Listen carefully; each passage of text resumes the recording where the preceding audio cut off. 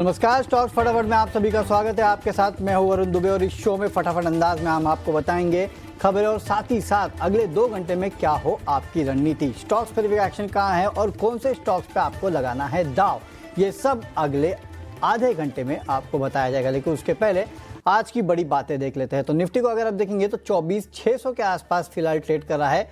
60 अंकों के आसपास की तेजी जो है वो यहाँ पे फिलहाल देखने मिल रही है। केवल निफ्टी नहीं बल्कि निफ्टी बैंक को भी अगर आप देखेंगे तो 55,700 के निचले स्तरों से करीब 250 अंकों के आसपास की रिकवरी जो है वो यहाँ पे देखने मिल रही है। ऊपर जो है वो फिलहाल बैंक निफ्टी ट्रेड कर रहा है। मिड कैप और स्मॉल कैप यहाँ पे अगर आप देखेंगे तो अच्छी तेजी है। सरकारी बैंक्स और आईटी ये वो सेक्टर्स है जहाँ पे आपको खरीदारी देखने मिल रही है। वही रियल एस्टेट जो लगातार तेजी में था पिछले कुछ दिनों से, आज अगर आप देखेंगे तो वहाँ पे मुनाफा वसूली आपको देखने मिल रही है। तो ये है पूरा मार्केट का लब्बो लुबाब कि किस तरह से मार्केट में आपको आज एक्शन देखने मिल रहा है।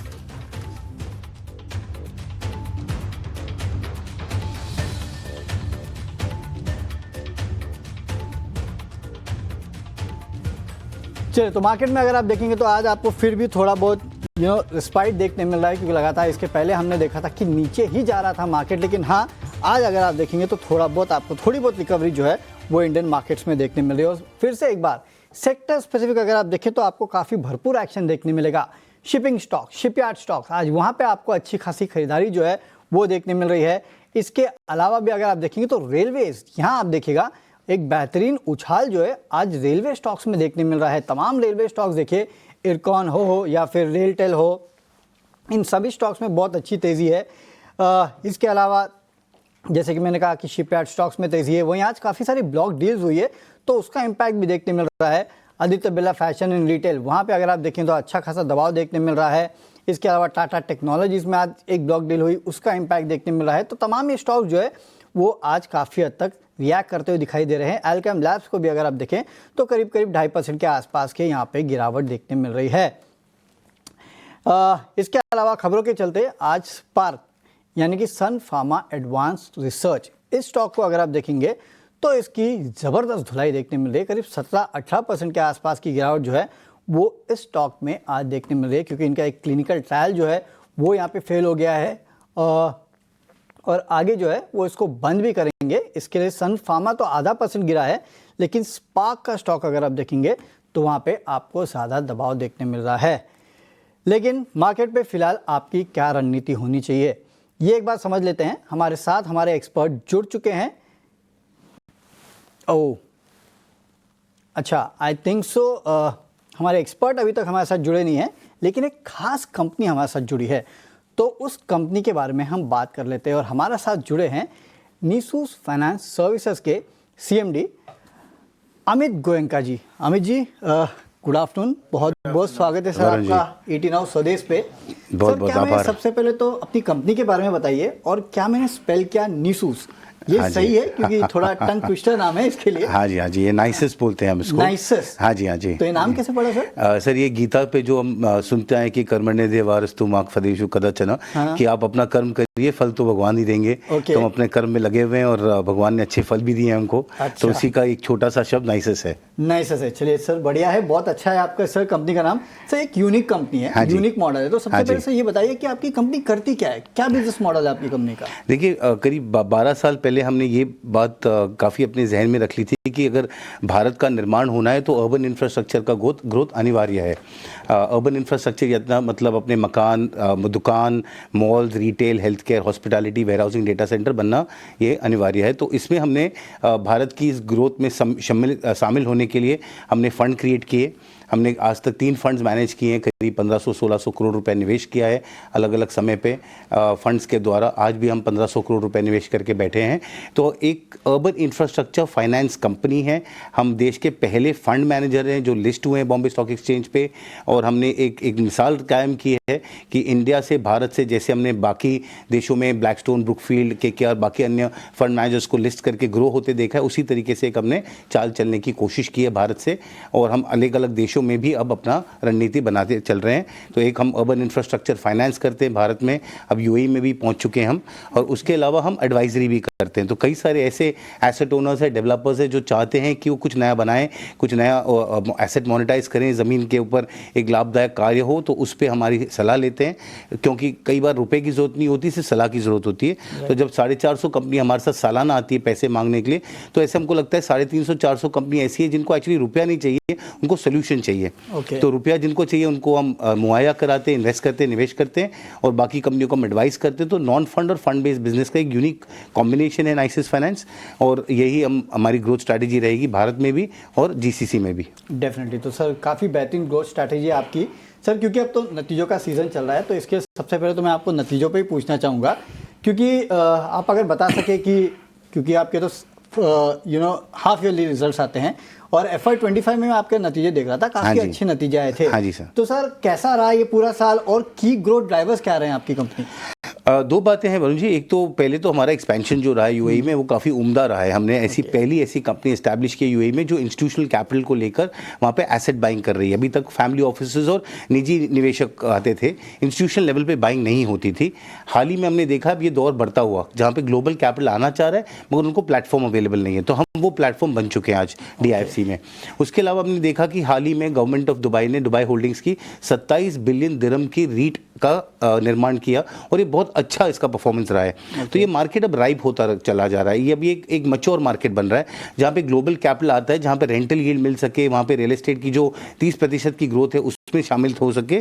तो इसको एक पूरा एक सम्मिलित करके एक प्लेटफॉर्म बना के हमने वहाँ पे निवेश किया। तो ये बहुत बड़ा हमारे लिए ग्रोथ ड्राइवर रहा है, जहाँ पे तकरीबन $250 मिलियन का हमको इक्विटी कमिटमेंट दिखता है, और $250 मिलियन का हमको डेट कमिटमेंट दिखता है इस समय। तो $500 मिलियन का निवेश करने की हमको तुरंत एक अपॉर्चुनिटी है।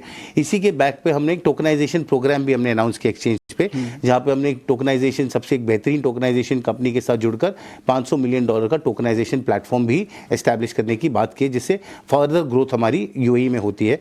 एक ये बात थी। दूसरी जो इंडिया की स्टोरी है सर, वो कई सारी दौर, एक बहुत लंबे दौर से गुजरी है कोविड के बाद, बिकॉज एक बहुत हाई ग्रोथ फेज रहा है कोविड के बाद।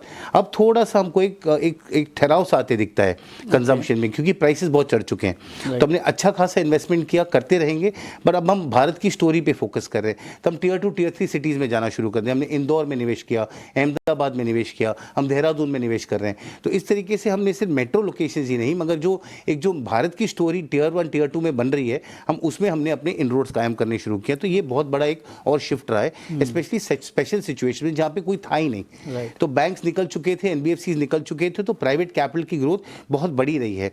2.5 लाख करोड़ से लेके 5 लाख करोड़ तक का निजी क्रेडिट की मात्रा में ग्रोथ दिखती है, AIF में ग्रोथ दिखती है 24% की। तो ये बहुत बड़ा हमारे लिए ग्रोथ ड्राइवर रहा है। चलिए ठीक है सर, अच्छा है कि आपके लिए ग्रोथ ड्राइवर्स काफ़ी सारे हैं। लेकिन सर अगर आप एलाबोरेट करके ये बता सके कि जो आपका दो कारोबार है बेसिकली, जो ट्रांसमिशन एडवाइजरी है और फंड मैनेजमेंट का जो आपका कारोबार है, इसके बीच में मिक्स कैसा रहा है, और आगे चल के कैसा मिक्स आप देख रहे हैं इसमें? बहुत बेहतरीन सवाल है वरुण जी। तो अभी तक जो हमने देखा है 1/3 2/3 रहा है, जहाँ पे हमारा फंड बेस हमको 1/3 इनकम देता है, और 2/3 इनकम आती है तकरीबन हमारे एसेट एडवाइजरी से, नॉन फंड बेस से। अगर हम ग्रोथ देखें तो हमारा एसेट मैनेजमेंट जो या फंड बेस जो ग्रोथ है वो ज़्यादा तेज़ी से बढ़ रहा है। तो अगर मैं देखूँ पिछले एक साल में ही तो करीब 73% ग्रोथ रहा है हमारे एसेट मैनेजमेंट और फंड मैनेजमेंट फीस में से, और एडवाइजरी फी में करीब 50% की ग्रोथ रही है। तो इस टाइप का हमको ग्रोथ दिखता रहेगा, जहाँ पे पिछले साल हम 70-30 पे थे, और 1/3 2/3 पे थे। अब हम शायद 60-40 पे आएंगे, और शायद 50-50 पे भी पहुंचेंगे अगले 12 से 18 महीने में। मतलब 50% की जो रेवेन्यू हमारे फंड्स के थ्रू आएगी, और 50% की रेवेन्यू हमारे नॉन फंड से आएगी। तो ये ग्रोथ ड्राइवर जो है, जहाँ फंड का क्योंकि तादाद बढ़ रही है, हमने 4000 करोड़ के इन्वेस्टमेंट का आउटलुक दिया है, 1500 करोड़ पे हमने क्लोज किया 55% की ग्रोथ दिखा के AUM में। आज हम 4000 करोड़ का टारगेट लेके चल रहे हैं इस करंट फाइनेंशियल ईयर में। तो ये जो ग्रोथ बनी हुई है, उससे हमारा एसेट मैनेजमेंट और फंड मैनेजमेंट फीस में काफ़ी बड़ी बढ़ोतरी आती दिखती है हमको। चलिए सर, आप कह रहे हैं कि 4000 करोड़ रुपए के आसपास FY26 का आपका कहीं ना कहीं लक्ष्य है। तो सर मार्केट अपॉर्चुनिटी आपके लिए कितनी बड़ी है, अगर उस पर थोड़ा एलाबोरेट कर सके आप? बहुत बेहतरीन सवाल है वापस वरुण जी, क्योंकि अगर हम इंडिया रियल एस्टेट देखें तो करीब 3 लाख करोड़ रुपए की उनको निवेश की जरूरत पड़ती है इस समय जो ग्रोथ कर रहे हैं हम 5 लाख करोड़ का माल बेचते हैं, उसमें 3 लाख करोड़ का सालाना निवेश चाहिए होता है। अवेलेबल कैपिटल 1 सवा लाख 1.5 लाख करोड़ से ज़्यादा है नहीं। हम निवेश करें सिर्फ 1000 करोड़ रुपया इस साल। तो अगर हम परसेंटेज ऑफ अपॉर्चुनिटी देखें तो हम तो 0.1% की अपॉर्चुनिटी पे सिर्फ टिके हुए हैं। तो अपॉर्चुनिटी इतनी ज़्यादा बड़ी है क्योंकि हम सिर्फ 1000 करोड़ 1.5 लाख करोड़ में हम इन्वेस्ट करने की कोशिश कर रहे हैं। तो वो तो यहाँ वहाँ वो तो भारत की बात हो गई। और ऑब्वियसली कैपिटल सीकर्स कई सारे हैं, बिकॉज अगर हम मेट्रोज में देखें तो खैर डेवलपर्स जो है वो बढ़ते ही जा रहे हैं। मतलब उनकी तादाद नहीं बढ़ रही है, कंसोलिडेशन हो रहा है, मगर हर एक की बैलेंस शीट बढ़ रही है। उनके प्रोजेक्ट्स बड़े हो रहे हैं, तो उनकी कैपिटल रिक्वायरमेंट भी बढ़ रही है और कैपिटल प्रोवाइडर्स बहुत कम है हमारे जैसे। टियर 2 टियर 3 में तो कोई है ही नहीं। तो वहाँ पे हमारा निवेश ज़्यादा लगता है, वहाँ पे डिमांड ज़्यादा होती है, उनका आउटकम्स भी काफ़ी बेहतरीन रहते हैं। तो जहाँ तक अगर हम यूएई की बात करें तो वो इंडिया से तकरीबन डबल मार्केट साइज है। अगर हम $3.5 बिलियन का इंडिया रियल एस्टेट मार्केट है तो दुबई अकेला 650 बिलियन डॉलर का मार्केट है, जो सालाना 30% ग्रोथ रहा है। आज इंडिया रियल एस्टेट 7 से 8% की ग्रोथ का आउटलुक लेके चल रहा है, वो 30% ग्रोथ का आउटलुक लेके चल रहे हैं। पिछले साल अगर हमने 5 लाख करोड़ का माल बेचा तो दुबई ने 20 लाख करोड़ का माल बेचा। तो उतना बड़ा डिफरेंस बना हुआ है, तो वो मार्केट बहुत बड़ा है। वहाँ पे हमने इस साल करीब 1500 से 1600 करोड़ का और निवेश की लक्ष्य लिया है, क्योंकि हमारे पास ऑलरेडी अगर मैं कह रहा हूँ कि $500 मिलियन का हमको कमिटमेंट दिख रहा है क्लोज होते हुए, तो मेरे पास करीब 4,500 करोड़ में से सिर्फ 1500-1600 करोड़ और निवेश करने की हम बात कर रहे हैं। तो इसके लिए ये जो हम लक्ष्य ले रहे हैं तो ये बहुत छोटी परसेंटेज है मार्केट साइज के हिसाब से। इसके लिए मुझे लगता है कि आज ये जो 1500-1550 करोड़ से बढ़कर 4000 करोड़ करने में हमको कोई बहुत ज्यादा कठिनाई नहीं होनी चाहिए। ओके, ये आप जीसीसी के एक्सपेंशन की बात कर रहे हैं, जो आप इनिशिएटिव हाँ जी एकदम सही पकड़े आप। तो जो आप 450 करोड़ का हमने लास्ट से निवेश किया था, जो आईपीओ के बाद ही इफेक्टिवली काम शुरू हुआ, तो वो बढ़कर करीब 1500-1600 करोड़ के ऊपर चल जाएगा। 4 गुना बढ़त वहाँ होगी, इंडिया में करीब दुगना होगा, 1100 से 2000 करोड़ पे होगा। ओके, चलिए, तो ये काफ़ी इंटरेस्टिंग है कि काफ़ी सारे प्लान्स है कंपनी के यहाँ पे एक्सपांशन के, और खासकर जीसीसी जो है वहाँ पे अच्छे खासे प्लान्स है, और कंपनी यहाँ पे 4000 करोड़ रुपए के आसपास के रेवेन्यू जो है एयूएम, राइट, 4000 करोड़ रुपए के आसपास का एयूएम जो है वो FY26 में क्लॉक करने की यहाँ पे पूरे प्लानिंग पे है। और एक यूनिक बिजनेस मॉडल है, और कंपनी का नाम भी काफ़ी यूनिक है, नाइसिस फाइनेंस। गोयनका जी, बहुत बहुत शुक्रिया आज हमारे साथ जुड़ने के लिए और विस्तार में आपकी कंपनी के बारे में बताने। बहुत शुक्रिया, थैंक यू सर। चलिए, तो ये था नाइसिस फाइनेंस का मैनेजमेंट, जो कि बताते हुए कि कंपनी के आगे के विस्तार के किस तरह के प्लान्स है और क्या कंपनी करती है, और एक यूनिक बिजनेस मॉडल जो है वो इस कंपनी का है। लेकिन चलिए अब मार्केट के ऊपर यहाँ पे देखते हैं कि क्या चल रहा है फिलहाल मार्केट पे। अगर आप देखेंगे तो निफ्टी ऑलमोस्ट फ्लैट ट्रेड कर रहा है अभी भी, अगर 60 पॉइंट के आसपास की तेज़ी जो है वो यहाँ पे फिलहाल निफ्टी में देखने मिल रही है। तो हमारे गेस्ट जुड़ चुके हैं, उनसे बात कर लेते हैं। निर्मल बैंक से अमित भुप्तानी हमारे साथ जुड़े हुए हैं। अमित जी, गुड आफ्टरनून, बहुत बहुत स्वागत है सर आपका ईटी नाउ स्वदेश पे। सर, कैसे देख रहे हैं मार्केट को? नो डाउट लगातार जो गिरावट हो रही थी वहाँ से हम थोड़े सुधरे हैं, लेकिन अभी भी ठंडे ही हैं, क्या करना चाहिए?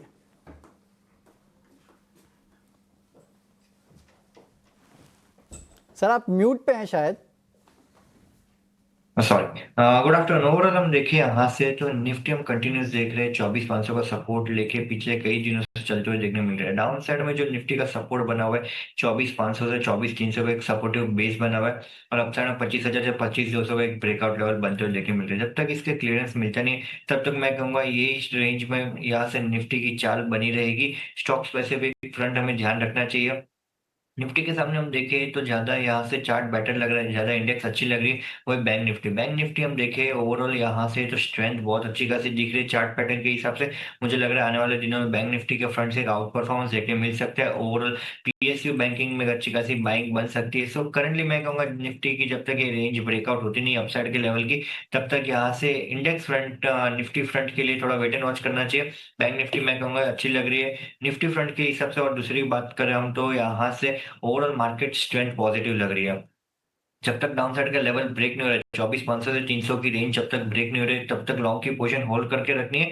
जैसे ही 24,300 का लेवल का ब्रेकडाउन आ रहा है उसके बाद मैं कहूंगा यहाँ से फ्रेश शॉर्ट की पोजीशन इनिशिएट हो सकती है। अपसाइड में जैसे हम देखें 25,200 का जैसे क्लियरेंस मिल जाता है तो अच्छा खासा लिक्विडेशन हमें कॉल राइटर्स से देखने मिलेगा, जहां से डायरेक्टली निफ्टी 25,800 26,000 का रेंज देखने मिल सकते हैं। सब करंटली यहाँ से 24,300 का स्टॉप लॉस के साथ होल्ड रखे रखिए लॉन्ग की पोजीशन, और स्टॉक्स पे से एक फ्रंट पे ध्यान रखना चाहिए। चलिए ठीक है, तो सर बैंक निफ्टी पे क्या राय होगी सर आपकी ओर? बैंक निफ्टी हम देखें यहाँ से तो एक अच्छा खासा कंसोलिडेशन का इंडेक्स में देखने मिल रहा है। अपसाइड में जैसे हम देखें यहाँ से तो जब बैंक निफ्टी का मेजर ब्रेकआउट देखने मिल रहा है 55,900 का, 55,900 के ऊपर जैसे बैंक निफ्टी स्टेबल हो रहा है या क्लोजिंग दे देता है तो मैं कहूंगा वहां से मिनिमम यहाँ 2 से 2,500 पॉइंट की मूवमेंट हमें बैंक निफ्टी पे देखने मिल सकती है। सो जैसे 55,900 का ब्रेकआउट आ रहा है बैंक निफ्टी में स्टेबल फ्रंट पे, तब तक उसके बाद लॉन्ग की पोजीशन क्रिएट कर सकते हैं। चलिए, तो ये राय आती हुई निफ्टी और बैंक निफ्टी दोनों पे। लेकिन सर स्टॉक्स पे बताइए आज क्या खरीदना चाहिए। आज के दिन में एक ही रिकमेंडेशन रहेगा, जो काउंटर है वो आईआरएफसी। आईआरएफसी में हम देखें तो ओवरऑल यहाँ से रेलवे स्टॉक में एक अच्छी खासी बाइंग बनी है पिछले कई दिनों से। ये काउंटर में हम देखें यहाँ से तो एक फिबोनाची ब्रेकआउट आते हुए देखने मिल रहा है, साथ ही साथ वॉल्यूम स्ट्रॉन्ग फ्रंट पे एडिशन होते हुए देखने मिल रहा है। आज के दिन में हमने देखा तो 200 डीएमए का ब्रेकआउट भी है, उसके ऊपर स्टेबिलिटी भी अच्छी देखने मिल रही है। ओवरऑल मंथली चार्ट पे भी हम देखें तो राउंडिंग फॉर्मेशन मंथली चार्ट पे भी बनते हुए देखने मिल रहे हैं। सो ओवरऑल सभी टाइम फ्रेम पे हम देखें यहाँ से एक पैटर्न फॉर्मेशन बनती हुई देखने मिल रही है, जिससे कंफर्मेशन बन रहा है आने वाले दिनों में एक काउंटर में मोमेंटम गेन करने के लिए लॉन्ग की पोजीशन क्रिएट करने की सलाह रहेगी। 155 का टारगेट रहेगा, 138 का स्टॉप लॉस रहेगा। जैसे ये काउंटर 160 के ऊपर वीकली क्लोजिंग दे देता है उसके बाद मैं कहूंगा यहाँ से काउंटर 200 सवा 200 का रेंज भी दिखा सकते हैं। सो यहाँ से स्ट्रेंथ बहुत अच्छी खासी है। Momentum pick and short term pick के हिसाब से 155 का टारगेट रहेगा। चलिए, तो आईआरएफसी यहाँ पे खरीदारी कीजिएगा। वैसे भी आज रेलवे स्टॉक्स में अच्छी खासी तेजी है, खरीद के चलना है। 155 के लक्ष्य के लिए 138 का आप रखिएगा एक स्ट्रिक्ट स्टॉप लॉस। चलिए एक काम करते हैं, एक छोटा सा ब्रेक लेते हैं। ब्रेक के बाद आपका फिर से एक बार स्वागत है। शो में आगे बढ़ते हैं और कुछ और स्टॉक्स पे यहाँ पे कर लेते हैं चर्चा, जहाँ पे आज अच्छा खासा एक्शन देखने मिल रहा है। रेलवे से तो एक पिक अमित जी ने यहाँ पे दे दी है, लेकिन देखिए फिर से एक बार शिपयार्ड स्टॉक्स यहाँ पे काफ़ी बेहतरीन तेजी है। खासकर गार्डन रीच को अगर आप देखेंगे तो 4-5% के आसपास के गेंस जो है वो यहाँ पे देखने मिल रहे हैं और अच्छी खासी तेज़ी जो है इसमें देखने मिल रही है। इन्होंने एक एमओयू भी साइन किया है नॉर्वे के कंपनी के साथ, तो उसका भी इम्पैक्ट जो है यहाँ पे देखा जा रहा है। अमित जी, शिपिंग काउंटर्स या फिर शिपयार्ड काउंटर्स में कुछ पसंद आता है, और खासकर ये गार्डन रीच लगातार चल रहा है सर पिछले कुछ दिनों से, क्या राय है इस पे। दोनों काउंटर हम देखें, गार्डन रीच और कोचिन शिपयार्ड दोनों में मोमेंटम कंटिन्यूस हमें देखने मिल रही है और कई दिनों से हम देख रहे हैं तो कैरी फॉरवर्ड बाइंग भी देखने मिल रहा है। करंटली हम देखें जीआरएसी में यहाँ से रिस्क और फेवरेबल जोन में देखने को नहीं मिल रहा है। करंटली जो सपोर्ट डाउन साइड में बनते हुए देखने मिल रहा है, डायरेक्टली 200 पॉइंट का सपोर्ट डाउन साइड में देखने मिल रहा है, 3150 का सपोर्ट बनते हुए देखने मिल रहा है। अप साइड में जो हिसाब से हम देखें यहाँ से तो 3465 3470 के आसपास यहाँ से काउंटर थोड़ी बहुत ब्रेक लगा सकते हैं। सब करंटली नई लॉन्ग की पोजीशन क्रिएट करने की जो सलाह नहीं रहेगी, बट अगर शिपमेंट से कोई काउंटर सिलेक्ट करना तो मैं कहूंगा यहाँ से कोचिन शिपयार्ड लॉन्ग की पोजीशन क्रिएट कर सकते हैं। ओवरऑल हम देखिए यहाँ से जो वीकली चार्ट में ऑलमोस्ट एक ब्लैक पैटर्न फॉर्मेशन का ब्रेकआउट है काउंटर की तैयारी कर रहा है। अपसाइड में जैसे ये काउंटर 2130 के ऊपर निकल रहा है उसके बाद लॉन्ग की पोजीशन क्रिएट कर सकते हैं, वहां से काउंटर 2400 के लेवल तक जा सकता है। ओके, चलिए, तो ये राय आती हुई कोचिन शिपयार्ड, गार्डन रीच जैसे काउंटर्स पे। अच्छा, आज ये जो स्विगी जोमेटो है यहाँ पे भी अच्छी खासी तेज़ी देखने मिले, खासकर जोमेटो यानी कि इंटरनल का शेयर अगर आप देखेंगे तो वहाँ पे काफ़ी बेहतरीन तेज़ी है। करीब करीब 3-3.5% के आसपास के गेंस जो है वो इंटरनल के स्टॉक पे देखने मिल रहे हैं। इंटरनल का स्टॉक अगर आप देखेंगे तो देखिए 3% के आसपास की तेज़ी है। अमित जी, ये इंटरनल का स्टॉक इसके पहले भी इस लेवल के आसपास आया है, वो 220 से जो चलना शुरू होता है 245 250 तक आता है, लेकिन उसके बाद पार नहीं कर पाता इस लेवल को। क्या चल रहा है सर इसमें, क्या अभी खरीदें या फिर रुक जाएं। थोड़ा रुकना चाहिए क्योंकि जो हिसाब से हम देखें तो जनवरी मंथ से हम देख रहे हैं काउंटर 200 डीएमए का क्लियरेंस बनते हुए देखने नहीं मिल रहा है। अपसाइड में जब तक 200 डीएमए के ऊपर एक काउंटर का क्लोजिंग आता नहीं है तब तक मेजर कोई बाइंग हमें देखने नहीं मिलेगी। 250 के लेवल पे हम देखें वापस एक काउंटर एक सप्लाई जोन बनते हुए देखने मिल रहा है। 250 के ऊपर एक काउंटर क्लोजिंग दे रहा है तो ही मोमेंटम यहाँ से कंटिन्यू होगी और कैरी फॉरवर्ड बाइंग हमें देखने मिल सकता है। तो ये राय आती हुई इटर्नल यानी कि जोमेटो के शेयर पे थोड़ा यहाँ पे वेट एंड वॉच करेंगे तो ही बेटर है, क्योंकि थोड़ा सा रिस्की स्टॉक है। चार्ट्स जो है वो इतने खास हैं नहीं। चलिए और स्टॉक्स पे यहाँ पे चर्चा करते हैं। और छोला इन्वेस्टमेंट्स अगर आप देखेंगे तो गिरावट देखने मिले, करीब 4.5% के आसपास की गिरावट जो है वो स्टॉक में आज देखने मिल रही है। सर चोला इन्वेस्टमेंट, सर इसमें चोला इन्वेस्टमेंट एंड फाइनेंस, इसमें क्या करना चाहिए सर। 1500 के नीचे आ चुका है स्टॉक। करंटली और थोड़ी बहुत गिरावट देखने मिल सकती है। डाउन साइड में जो हिसाब से देखे जो मेजर सपोर्ट बन रहे हैं 1475 का सपोर्ट के आसपास बनते हुए देखने मिल रहा है, वो लेवल तक मुझे लग रहा है आने वाले दिनों में वहां तक काउंटर एक सेलिंग दे सकते हैं। क्योंकि पिछले 5 दिन के अंदर हमने देखा तो एक अच्छी खासी सेलिंग तो बनी हुई है, बट वॉल्यूम के साथ सेलिंग आते हुए देखने मिली है, जिससे थोड़ा बहुत काउंटर रिस्की हो जाता है यहाँ से रिवर्सल ट्रेड लेने के लिए। सो करंटली यहाँ से जिनके भी पास लॉन्ग की पोजीशन है, मैं कहूँगा एक बार के लिए एग्जिट करनी चाहिए, नई शॉर्ट की पोजीशन क्रिएट कर सकते हैं 1475 के टारगेट्स के लिए। चलिए, तो ये राय आती हुई चोला इन्वेस्टमेंट के स्टॉक पे। और एक स्टॉक है जो कि आज खबरों के चलते भी यहाँ पे सुर्खियों में है, और साथ ही साथ लेवल्स भी अगर आप देखेंगे तो काफ़ी इंपॉर्टेंट देखने मिल रहे हैं, इंटरेस्टिंग देखने मिल रहा है, और वो है पीआई इंडस्ट्रीज़ का। अगर आप देखेंगे तो कुमाई केमिकल्स ने अपना जो आउटलुक है उसको अपग्रेड किया है, उसका इम्पैक्ट स्टॉक में देखने मिल रहा है। हालांकि ये पहले बार नहीं किया, इसके पहले भी लगातार इस कंपनी की तरफ से इसी तरह की खबरें आती है, कभी ये किसी क्वार्टर में अपग्रेड कर देते हैं, किसी क्वार्टर में डाउनग्रेड कर देते हैं। इन स्टॉक को देखिए करीब करीब 4000 के लेवल के आसपास ट्रेड कर रहा है, साइकोलॉजिकली इंपॉर्टेंट लेवल है। अमित जी, क्या करना चाहिए इसमें? करंटली हम देखिए काउंटर में जो ओवरऑल स्पेशलिटी केमिकल फ्रंट पे अच्छी खासी बाइंग कई दिनों से बनी हुई है, और साथ ही साथ एक काउंटर के बारे में हम बात करें तो काउंटर में जो हिसाब से एक ब्रेकआउट बनते हुए देखने मिल रहा है और जो हिसाब से वॉल्यूम एडिशन बनते हुए देखने मिल रहा है, वो हिसाब से लग रहा है आने वाले दिनों में एक अच्छी खासी बाइंग है काउंटर में हमें देखने मिल सकती है। अपसाइड में जो हिसाब से हम देखें 4010 का वीकली ब्रेकआउट एक काउंटर में आते हुए देखने मिल रहा है। 4010 के ऊपर एक काउंटर जैसे ही क्लोजिंग दे रहा है उसके बाद मैं कहूंगा काउंटर कम से कम 300-400 पॉइंट के लिए तैयारी कर लेगा, तो लॉन्ग की पोजीशन क्रिएट कर सकते हैं बाय डिप्स की स्ट्रेटजी रखकर। ओके, चलिए, तो ये राय आती हुई पीआई इंडस्ट्रीज पे। चलिए, शो को रैप अप करने का समय हो चुका है, तो सबसे पहले अमित जी का शुक्रिया अदा करेंगे। अमित जी, पहले तो डिस्क्लोजर दीजिएगा सर। जो भी स्टॉक के बारे में हमने चर्चा की पर्सनल पोजीशन कोई भी स्टॉक में नहीं है, बट क्लाइंट को रिकमेंड की हो सकती है। चलिए अमित जी, बहुत बहुत शुक्रिया आज हमारे साथ जुड़ने के लिए और शो में हिस्सा बनने के लिए। चलिए, शो को तो रैप अप करेंगे, लेकिन महीने की शुरुआत में अगर आप देखेंगे तो अक्सर बड़े बड़े पैसों का काम होता है, जैसे कि सैलरी आती है, बिल भरना होता है, खर्चों की प्लानिंग जो है वो होती है। लेकिन जिस तरह हम अपने खर्चों की प्लानिंग करते हैं, उसी तरह अपने निवेश की प्लानिंग करना भी उतना ही ज़रूरी है। इस आदत को बढ़ावा देने के लिए एसबीआई म्यूचुअल फंड और टाइम्स नेटवर्क मिलकर एक राष्ट्रीय इन्वेस्टर अवेयरनेस पहल शुरू कर रहे हैं, जिसका नाम है भारत निवेश, बेहतर कल। इस पहल का मकसद भारतीयों को लगातार निवेश करने की आदत को प्रोत्साहित करना है, ताकि वे अपना आर्थिक भविष्य सुरक्षित कर सकें। चलिए, इस पहल में आप भी हमारे साथ जुड़े, लेकिन हाँ,